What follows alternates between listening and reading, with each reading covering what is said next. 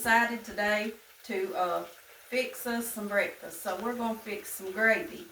So this is our pork tenderloin. I've just put it in a pan with some seasoning and browning it some. I didn't put no coating on it, just a little bit of seasoning. And I usually use, it's called Cajun seasoning. It's really good. And but we love it. But anyway, I'm going to make some gravy off of the salt.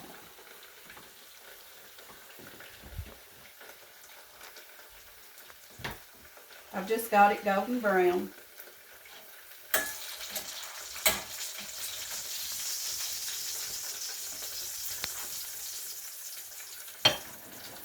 Now, I always use a whisk, and you can see some of the salt. You have some little driblets that's in there, and I'm just going to add flour to that and salt and pepper. And I've turned my heat down some. Now, you just have to sort of eyeball this when you're making gravy. You just put a little bit of gravy or flour in at a time and then stir it. You don't want it to where it's too thick. It's another one of them things. You don't want it too thick. You don't want it too thin. Okay, I'm going to add a little bit more.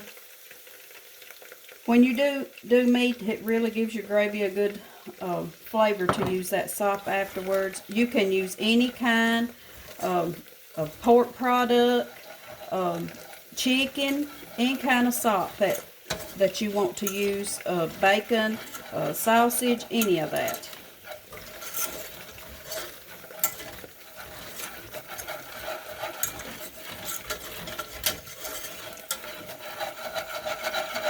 And just scrape your pan pretty good with your whisk and try to get a lot. You probably won't get all of it right now. Once you put your cream and water mixture in, though, it will come up. You don't want to get it too brown, but you don't want it real chalky white neither. Because that's where your flavors comes from, is from the browning.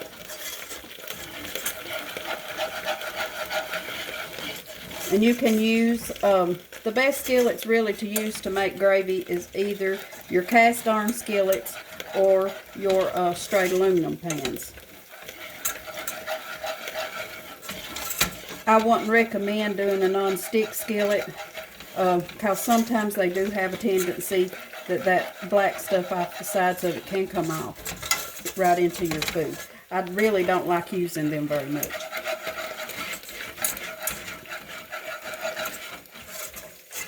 Okay, now I'm going to salt and pepper.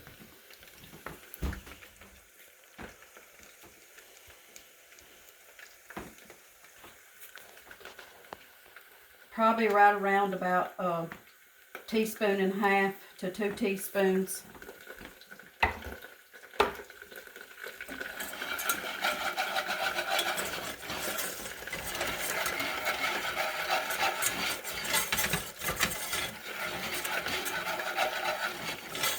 Just do it a little while, and to help that flour, the taste of that flour where it don't taste pasty tasting, do it on like a low heat, and that way it won't over brown on you.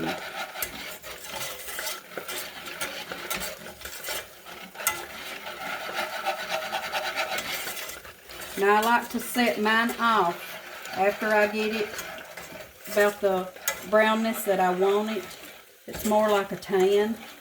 I like to set mine off for just a few minutes and just let it cool down and let the flavors set in to the gravy salt. And before I put my milk and cream in it. So what I'm going to do is turn my stove down. And I'm going to set my gravy off. The salt off. For probably about 4 or 5 minutes, and just let them seasonings get right into your flour mixture real good. And then I'm going to show you how I do my cream. I use evaporated milk, which is cream. We call it cream. And I put about half and half.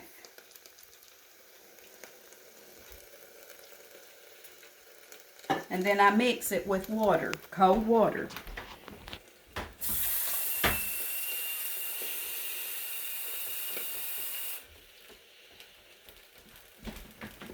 And this is what it looks like when you mix it together.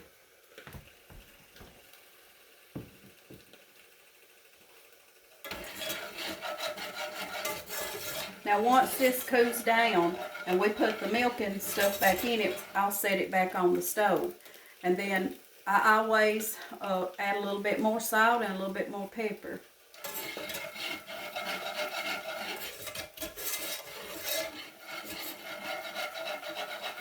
But when you set it here and you let them flavors get in it good too, when you're putting your milk in, it won't get too thick on you too quick because it's already cooled down some. And so that helps with that too. And anytime that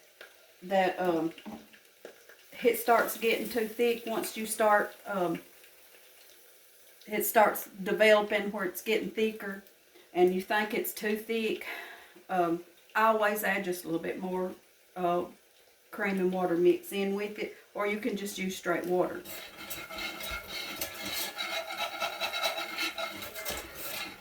Okay. I'm going to go ahead and pour this in. And I'm just going to do about half of it right now. And then set it back on the stove.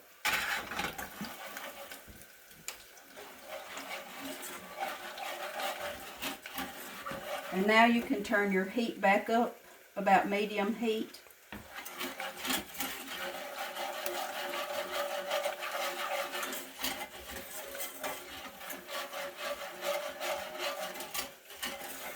We like to serve ours with fried taters and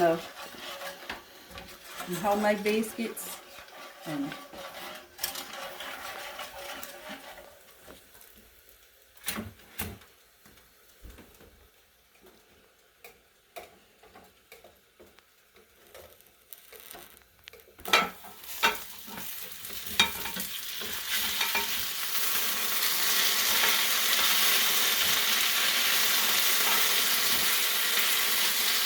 I always fry my fried taters in bacon grease.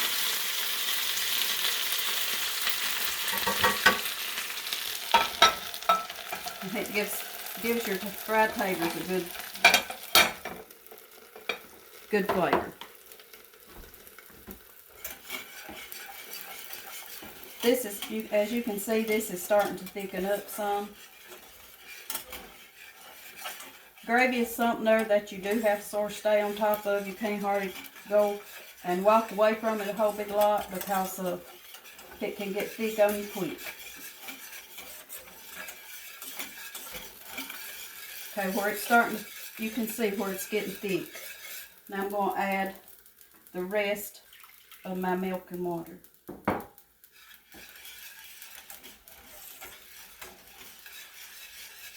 And I'm going to turn the heat on up just a little bit more. And I'm going to salt and pepper it a little bit more. Just about a half teaspoon of pepper, about another teaspoon of salt.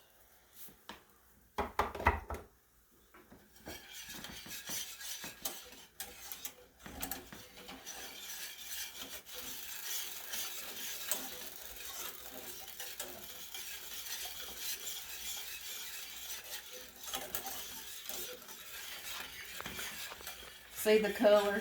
You can see the color is a light tan.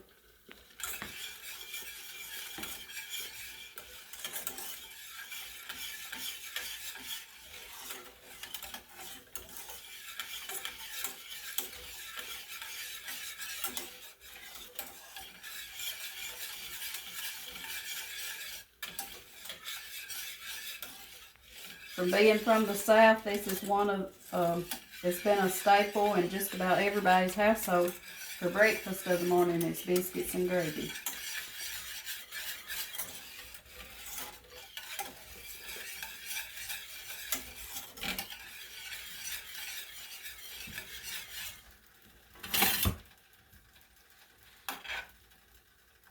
can see the consistency of it.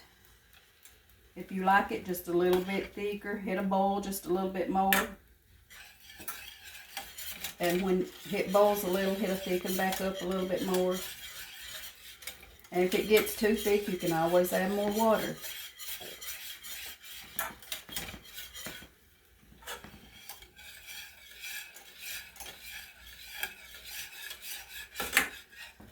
I'm actually doing this recipe for one of my cousins that lives up in Ohio.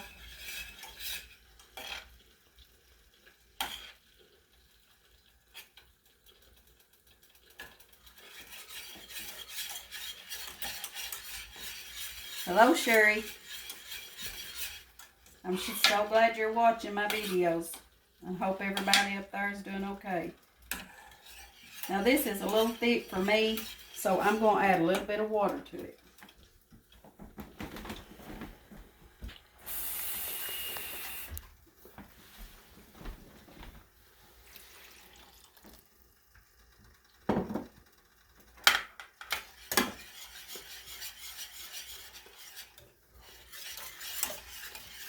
And I'm going to turn the heat back down just a little.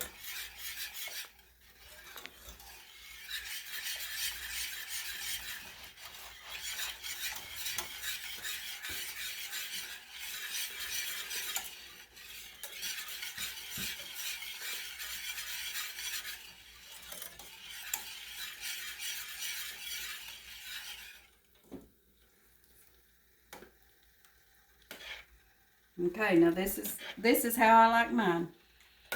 I don't like mine real thick.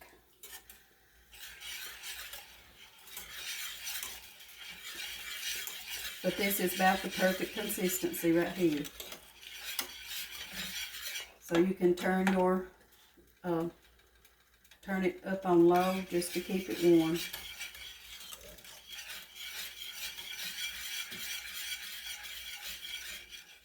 Okay, we're going to stop right there for just a few minutes, and then when we get everything else done, we'll fix you up a plate and show you what it looks like.